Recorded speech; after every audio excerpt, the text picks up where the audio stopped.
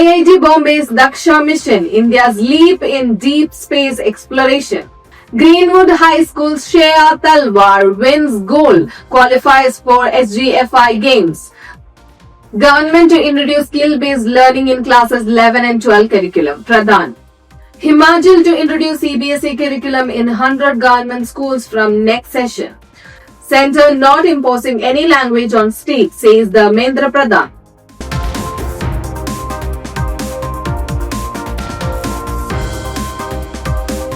Hello everyone, welcome to Education News Network. I'm Arya Vidya and today's top education news are IIT Bombay, led by Professor Varun Bali Rao, spearheads the ambitious Daksha mission to launch 2 satellites with the world's most powerful gamma-ray telescopes. The project, supported by TIFR, RRI, PRL and IUCAA, will monitor 1.81 million cubic megaparsec of space, 5 times NASA's Fermi telescope capacity.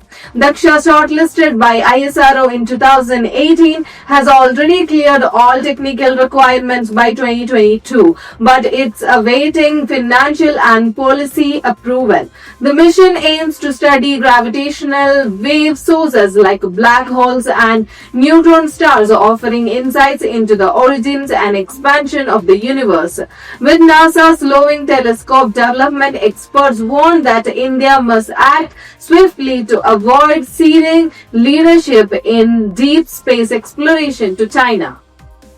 Shreya Talwar of Greenwood High School, Banerghatta, has secured her place at the upcoming SGFI Games after winning the gold medal in the Under-19 category at the CISCE National Championship held at the Padukone David Center for Sport Excellence from 16 to 18 September. Shreya's journey reflects consistent excellence, advancing through zonal and state level championships before clinging gold and the nationals.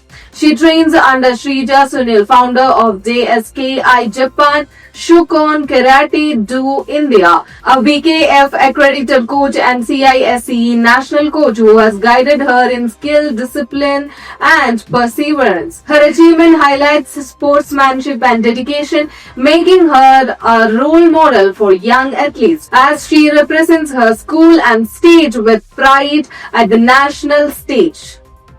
Union Minister Dharmendra Pradhan announced that the government is working to introduce skill-based learning in classes 11 and 12 in line with the National Education Policy 2020. Speaking at the Dakshinapatha Summit 2025 at IIT Madras, he stressed the need for the paradigm shift from certificate and degree-focused education to competency-based learning. Prime Minister Narendra Modi, he noted, has emphasized that students need both qualifications and practical skills. Pradhan added that the ministry prepares to formally integrate skill education from classes 6 onwards, making it a core subject rather than an optional choice. The move aims to equip students with relevant skills and align education with future career needs. The Himachal Pradesh government will introduce the CBSE curriculum on 100 senior secondary schools from the next academic session, with at least one CBSE affiliated school in every assembly constituency. Officials said the move will promote healthy competition with HP board schools and enhance academic performance and prepare students for national level competitive exams.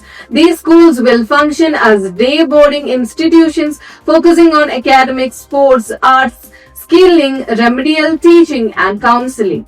A separate CBSE sub-cadre will be created, giving existing teachers an option to join, while staff will be selected on merit. A performance-based incentive system will also be introduced. The government believes this reform will strengthen competitiveness and open better avenues for higher education and careers.